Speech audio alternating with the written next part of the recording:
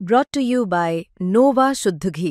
जब जब खाए दिल खुश हो जाए, सदियों का नोवा शुद्ध देसी घी, सपना स्वस्थ भारत का।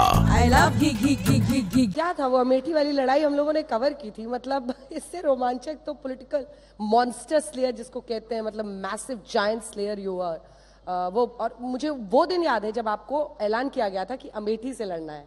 उस दिन मैं आपसे मिली थी और आपने कहा, मतलब यू एक अजीब सी फीलिंग थी आपके चेहरे पे। वो बताइए कि क्या था। मैं इतना ही कहूंगी कि जब मुझे अमेठी से लड़ने का आदेश प्राप्त हुआ तब आपको पता होता है कि आपको एक ऐसी जगह भेजा जा रहा है जहां पे जीत की कोई संभावना नहीं है।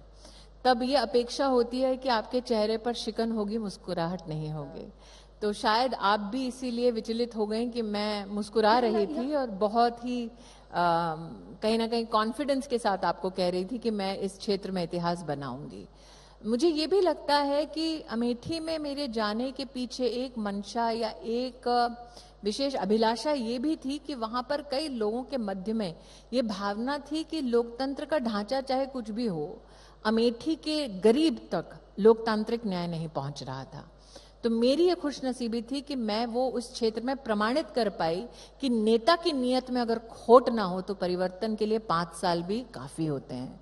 तो इसीलिए जब मैं 19 में वहां से सांसद बनी, 1 लाख से ज्यादा गरीब परिवारों के घर बनवाए, 3.5 लाख से ज्यादा किसानों को प्रधानमंत्री की योजना से जुड़वाया, पहला अमेठी का 200 बेड का अस्पताल बनवाया, अमेठी का पहला मेडिकल कॉलेज बनवाया, अमेठी की पहली पुलिस लाइन बनवाई, फायर स्टेशंस को वहां पर स्थापित करवाया, पुलिस स्टेशंस को वहां पर और भी विकसित करवाया। वहां पर लगभग 60 से 70% घरों में बिजली का कनेक्शन नहीं था, वो सारे कनेक्शंस करवाए। मतलब पहला सीटी स्कैन की मशीन लगाने से लेकर पहला डायलिसिस का सेंटर, पहला पासपोर्ट केंद्र। मैं चाहती थी कि जनता के बीच में इस बात को प्रमाणित करूं, 5 साल काफी होता है।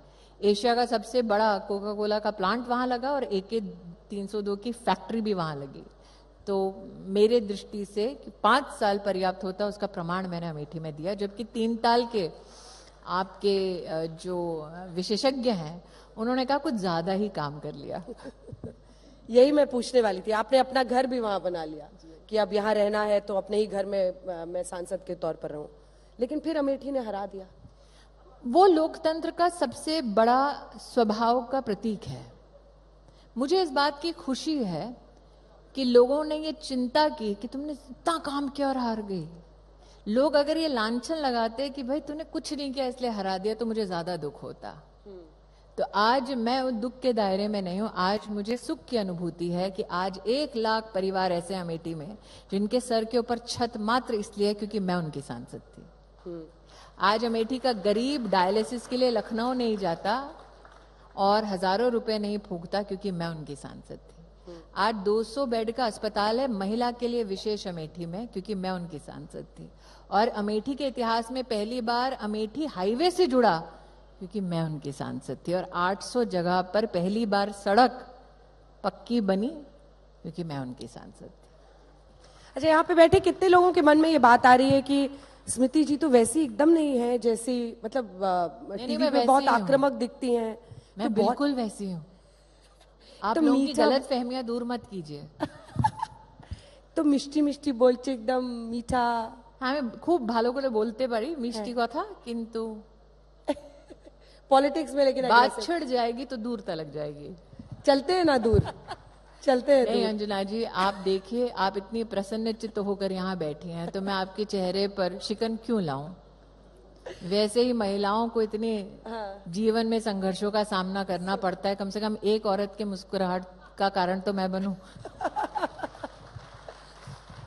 वापस पॉलिटिक्स से टीवी पे मुझे लोगों के घरों में फिर पहुंचना है वैसे, और जबरदस्त कमबैक आपने किया। मतलब लोग हैरान रह गए उसकी रेटिंग्स और नंबर्स देखकर। बिल गेट्स को लेती है। हाँ, अब तो इसके बारे में बताइए कि ये डिसीजन क्यों था। कई लोग ये बोलने लगे कि भाई अब मंत्री नहीं है तो अब ये सोच रही हैं कि वापस टीवी में काम करते हैं। देखिए, देश की राजनीति में भिन्न पॉलिटिकल परिवारों के साथ साथ भिन्न प्रोफेशंस के लोग भी हैं। तो अगर लोगों का ये मानना है कि राजनीति एक पेशा है तो ये सबसे बड़ी गलतफहमी है।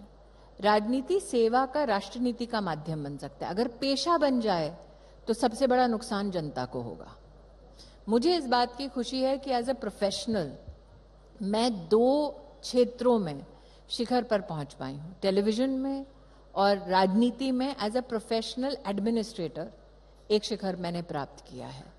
अगर मैं राजनीति को पेशा बना लेती तो कहीं ना कहीं अपने संस्कारों के साथ धोखा कर देती, अपनी ही विचारधारा के साथ धोखा कर देती।